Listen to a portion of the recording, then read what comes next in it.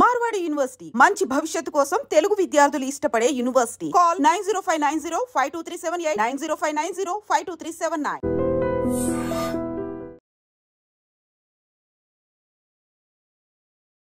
అందరికీ నమస్కారం. నేను Swaroopa Potlapalli. Welcome to trending topic.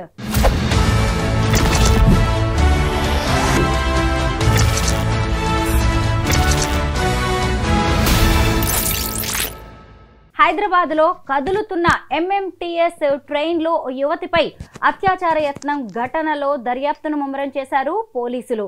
Mahesh అనే ఒక అనుమానితుడిని కూడా అదుపులోకి తీసుకుని విచారణ జరుపుతున్నారు. ప్రస్తుతం నాతో పాటు POW సంధ్య గారు ఉన్నారు. ఆవిడతో మాట్లాడి ఈ కేసు గురించి అనేక విషయాలు తెలుసుకుందాం. నమస్తే సంధ్య గారు. నమస్తే. చూసారా, 8 గంటల టైంలో కదులుతున్న ఎంఎంటీఎస్ ట్రైన్లో ఒక అమ్మాయి మీద అత్యాచార యత్నం చేయడం, ఆమె భయపడిపోయి ట్రైన్లోంచి దూకేయడం ఎంత భయంకరంగా, ఎంత బాధాకరంగా అనిపిస్తోందండి. 8 గంటల టైంలో అత్యాచార యత్నం అంటే మామూలు విషయమా? ఇది ఒక 3 రోజుల క్రితం జరిగిన ఘటన. అసలు రిపోర్ట్ అయిన రోజే ఆశ్చర్యపోయాం. అంటే ఒకప్పుడు ఢిల్లీ లాంటి నగరాల్లో బస్సుల్లో వెళ్ళే వాళ్ళని, బస్సుల్లో చివరి ప్రయాణం చేసేవాళ్ళని, అట్లాగే ఢిల్లీ చుట్టూ ఉండే యూపీ, హర్యానా రాష్ట్రాల నుంచి ఢిల్లీకి వచ్చేవాళ్ళు, వచ్చి వెళ్ళేవాళ్ళు బస్సుల్లో చివరికి వెళ్తారు కదా, అట్లాంటి మహిళలు అక్కడ తరచుగా జరిగాయి. ఢిల్లీ రాజధానికి వచ్చి వెళ్ళే బస్సులు కానీ ఉత్తరాదిన బాగానే జరిగేటువంటి, దక్షిణాదిన తక్కువ, అసలు జరగలేదని లేవు. హైదరాబాదులో కంపారిటివ్లీ ఇతర నగరాలతో పోలిస్తే హైదరాబాద్ చాలా భద్రత కలిగిన నగరం మహిళల విషయంలో. అటువంటి హైదరాబాద్లో రకరకాల వాళ్ళు వచ్చి చేరడం, ఈ భద్రత అనేది రోజు రోజుకి అడుగంటిపోతుంది, కరువు అయిపోతుంది. ఇటీవల క్రైమ్ అగెయిన్స్ట్ ఉమెన్ బాగా దారుణంగా పెరుగుతోంది. అందులో భాగమే మొన్న జరిగిన ఘటన మేము కూడా చదివాం పేపర్లో 3 రోజుల క్రితం. అసలు విస్తుపోయాం. నడిచే ట్రైన్లో ఎంఎంటీఎస్, అంతకుముందు వరకు ముందు స్టేషన్ వరకు మరో 2 మహిళలు ఉండే, వాళ్ళు దిగిపోయారట. ఈమె తన స్టేషన్ దిగడానికి 2 స్టేషన్ల ముందు ఒక్కటి మిగిలిపోయింది. అతను అటాక్ చేశాడు. ఆ భయానికి అమ్మాయి దూకేసి, అప్పటి నుంచి కూడా గాంధీ హాస్పిటల్లో చాలా స్ట్రగుల్ అవుతుంది ఆ అమ్మాయి. అవుట్ ఆఫ్ డేంజర్ అని చెప్పారు డాక్టర్. మేము మాట్లాడాం డాక్టర్లతో కూడా. కానీ ఎందుకు వెళ్ళి డిస్టర్బ్ చేయదలుచుకోలేదంటే, ఇటువంటివన్నీ కూడా మీడియాలో చూపించడానికో మేము వెళ్ళాం సందర్శించామని కాదు, ఇటువంటి ఘటనల పట్ల నిజంగా భద్రత కల్పించడానికి ప్రభుత్వం మీద ఎట్లా ఒత్తిడి తీసుకురావాలనేది మేము ఆలోచిస్తున్నాం. ఈ ఘటనలో కూడా ఆ అమ్మాయికి పూర్తిగా చికిత్స, ట్రీట్మెంట్ ఇప్పించాలి. అట్లాగే ఈ ఘటన నేపథ్యం చూస్తే అసలు ఇటీవల కాలంలో అంటే ఇంతకుముందు ఆడవాళ్ళు ఎక్కడ వాళ్ళ పని ప్రదేశాల నుంచి కానీ వాళ్ళ అవసరాలను బట్టి కానీ వెళ్తూ వస్తూ, ఇప్పుడు ట్రైన్లు ఎక్కుతారు, 10ంటికి వస్తుంది అనుకున్న ట్రైన్ లేటుగా వస్తుంది 11ంటికి. తిరిగి వాళ్ళ గమ్యస్థానాలకు వెళ్ళాలి కదా, స్టేషన్లలోనే ఉండిపోలేరు కదా. వాళ్ళు వెళ్ళేటువంటి క్రమంలో ఇటువంటి ఎదురవుతున్నాయి. బస్ స్టాండ్ దిగి ఆటోలో వెళ్ళేటప్పుడు ఇప్పుడు కొంత క్యాబ్స్ వచ్చినాయి, GPS-తో అనుసంధానం చేసిన క్యాబ్స్ వచ్చాక ఆ భయం తగ్గింది. ఏదైనా ఓలా, ఊబర్ లాంటివి కొంచెం ప్రొటెక్టెడ్గా ఫీల్ అవుతున్నారు, ఎందుకంటే ట్రాక్ అవుతాయి కాబట్టి. కానీ ఇట్లాంటి స్టేషన్లో ట్రైన్లో ఉన్న అమ్మాయికి ఏం ట్రాకింగ్ ఉంటుంది? ఆ అమ్మాయి కూడా ఇలా భయపడి భద్రత కరువై లైంగిక దాడిని ఎదుర్కొనే క్రమంలో అమ్మాయి దూకేసింది. ఇటువంటి ఘటనలు పునరావృతం అవుతూనే ఉన్నాయి, అడపాదడపా జరుగుతూనే ఉన్నాయి. దీనికి కారణం ఏంటి అని కనుక చూస్తే గంజాయి, విపరీతమైనటువంటి గంజాయి పెరిగింది. మీరు ఎంఎంటీఎస్ ట్రైన్లలో కావచ్చు, స్టేషన్స్లో, అసలు అకడికాపుల్ స్టేషన్లో కూడా ఈ గంజాయి వాళ్ళు చాలామంది, అంత నగరం నడిబొడ్డున పక్కన కలెక్టరేట్ ఉంటుంది, అసలు చాలా భయంకరంగా తాగుతూ కనపడతారు. గంజాయి, డ్రగ్స్ ప్రతి స్టేషన్లలో ఇటువంటి వాళ్ళు ఎక్కువ మంది ఉంటున్నారు, ముఖ్యంగా ఈ ఎంఎంటీఎస్ స్టేషన్లలో. అంతకుముందు ఆ వైట్నర్లు అవి పీల్చేవాళ్ళు, వాళ్ళందరూ గుంపులుగా ఉండేవాళ్ళు. అసలు ఎప్పుడన్నా ఊళ్ళకి వెళ్ళి నాంపల్లి ముందే లగడిగప్పులు ఆగితే దిగి వెళ్ళిపోదాం అనుకుంటే స్టేషన్లో దిగడానికి భయం వేసేది, అంతమంది ఉండేవాళ్ళు ఇట్లా డ్రగ్ అడిక్ట్స్. అట్లా ఈ ఎంఎంటీఎస్ స్టేషన్లలో కానీ ట్రాక్స్ పొడుగునా కానీ ఆల్కహాలిక్స్ కానీ డ్రగ్ అడిక్ట్స్ కానీ గంజాయి, ముఖ్యంగా గంజాయి చాలా ఎక్కువైపోయింది నగరంలో. అంటే ఈ కేసులో ఎవరైతే అనుమానితుడు ఉన్నాడో మహేష్, అవును అతను డ్రగ్స్కి బానిస అయినట్టుగా తెలుస్తోంది, గంజాయికి బానిస అయినట్టుగా. అతని కుటుంబ నేపథ్యాన్ని కూడా మనం ఇక్కడ గమనించాలి. భార్య వదిలేసింది అతన్ని భరించలేక, తల్లిదండ్రులు లేరు, ఒంటరిగా ఇలాగ తిరుగుతూ ఆడవాళ్ళ మీద అత్యాచార యత్నాలు చేస్తున్నట్టుగా అయితే తెలుస్తోంది. అంటే ఇతను ఎంతకాలం నుంచి ఇట్లాంటివి చేస్తున్నాడో కానీ ఇప్పుడు అతని ప్రవర్తన, అతని బాధ్యత లేకుండా ఉండడం, ఈ రకమైనటువంటి సిచ్యువేషన్లోనే ఆ భార్య కూడా వదిలి వెళ్ళిపోయినట్లుంది. అసలు ఎవరూ లేకుండా ఎందుకు ఉంటారు? అతనికి పెళ్ళి అయిందంటే ఎవరో నిలబడి పూనుకొని పెళ్లి చేసే ఉంటారు, ఒకవేళ తల్లిదండ్రులు చనిపోయినా. కానీ అందరూ ఎందుకు వదిలేస్తారు అంటే వాళ్ళ తల్లిదండ్రులు లేని పిల్లలకు కూడా బంధువర్గం ఉంటుంది, స్నేహితులు ఉంటారు, వాళ్ళు నిలబడతారు. కానీ ఇతను ఆ డిసిప్లిన్ లేదు, గంజాయికి బానిస అయ్యాడు కాబట్టి బహుశా అతని బంధువర్గం కూడా వదిలేసి ఉంటుంది, అతని భార్య కూడా వదిలేసి ఉంటుంది. కానీ తాడు బొంగరం లేకుండా ఉన్నాం కాబట్టి, టికాణా లేని వాళ్ళం కాబట్టి ఏ అమ్మాయి కనపడినా మా ప్రాపర్టీ అనుకోవడానికి కుదరదు. రోడ్డు మీద ఒక కరెన్సీ నోటు కనపడితే అది మాదే అని తీసుకున్నట్లుగా, రోడ్డు మీద ఒంటరిగా ఆడపిల్ల కనపడితే ఆమె నాదే, నాకు సంబంధించిందే, నేనేమైనా చేయొచ్చు అనుకుంటే చాలా దారుణం. కట్టుకున్న భర్త అయినా లేకపోతే బాయ్ ఫ్రెండ్ అయినా నాదే అనుకున్న అతను లైంగిక దాడి చేయడానికి వీల్లేదు. ఆమె ప్రాపర్టీ కాదు, ప్రాపర్టీ అవుట్లుక్తో చూస్తారు వాళ్ళు.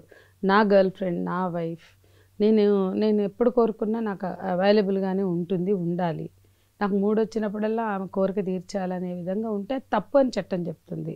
దాని మీదే బోళ్ళంత చర్చలు ఈ దేశ పార్లమెంటు ముందు, సుప్రీంకోర్టుల ముందు ఉన్నాయి. ఇవి ఇక అన్నౌన్ పర్సన్స్, చట్టమే చెప్తుంది అన్నౌన్ పర్సన్ ఆమె అంగీకారం లేకుండా ముట్టుకున్నా, కోరిక తీర్చమని కోరినా అది లైంగిక వేధింపులు అని అంటారు అని చట్టమే చెప్తుంది. అంటే బయట వ్యక్తులు, అన్నౌన్ అంటే ఆమె అంటే తన జీవితంలో ఉన్న ప్రియుడో భర్తో అయితే వాళ్ళకి రైట్ ఉందని వాళ్ళు ఫీల్ అవుతారు, కానీ ఆ రైట్ లేదు అనేది కూడా చాలా స్పష్టంగా ఉద్యమాలు డిమాండ్ చేసినాయి, చట్టాలు కూడా వచ్చాయి ఆ మేరకే.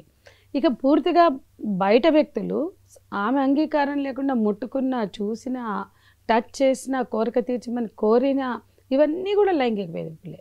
సో ఈ లైంగిక వేధింపులు నిరోధిస్తూ 97లో సుప్రీంకోర్టు గైడ్లైన్స్ వచ్చాయి, 2001లో దీని మీద డ్రైవ్ జరిగింది, 2013లో నిర్భయ చట్టం వచ్చింది. ఢిల్లీలో ఇదే కదా, ఢిల్లీలో కూడా బస్ స్టాప్లో నిలబడిన అమ్మాయి బాయ్ ఫ్రెండ్తో లేదా పోనీ తన స్నేహితుడితో, అతను ఎవరైనా కావచ్చు, లైఫ్ ఆఫ్ పై అనే సినిమాని ఫస్ట్ షో 6 గంటల షో చూసి ఇంటికి వెళ్ళడానికి 9 గంటలకి తన స్నేహితుడితో నిలబడినటువంటి నిర్భయ మీద కూడా ఇలాగే అత్యాచారం చేశారు. హైదరాబాద్ దిశ ఉంది, అభయ ఉంది, ఇప్పుడు ఆర్జీ గారి హాస్పిటల్లో నైట్ డ్యూటీ చేసిన అమ్మాయి, ఇట్లా చెప్పుకుంటూ పోతే దేశంలో ఎన్నో, మన హైదరాబాద్లో కూడా 2-3 జరిగాయి. అంటే ఇంకా చాలా జరిగాయి, 2-3 అని తగ్గించడానికి లేదు, దిశ అభయ కాకుండా ఇంకా చాలా జరిగాయి.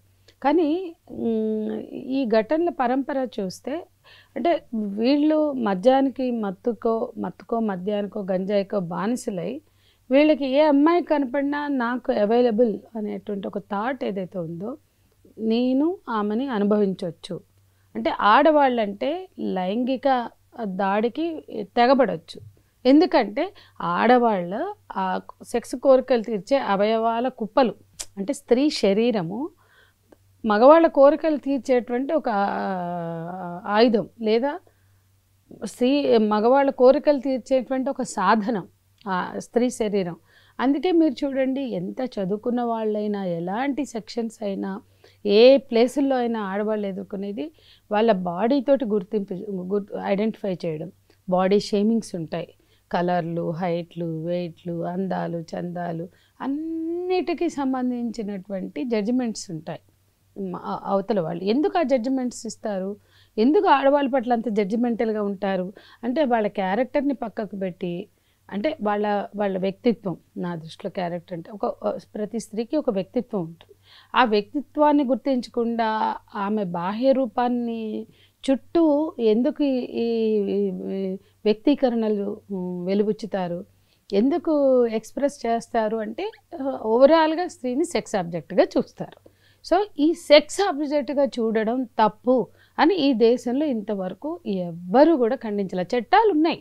మా లాంటి మహిళా సంఘాలు మహిళా ఉద్యమాల దశాబ్దాల మహిళా ఉద్యమాల పోరాటంతో వచ్చిన చట్టాలు తప్ప వాళ్ళు ఈ దేశంలో ఉన్న చట్టాలన్నీ మహిళా ఉద్యమాలు దశాబ్దాల పోరాటంతో లైంగిక వేధింపుల పట్ల కానీ లైంగిక దాడి పట్ల కానీ లైంగిక అత్యాచారం పట్ల కానీ పోరాడి సాధించుకున్న చట్టాలే.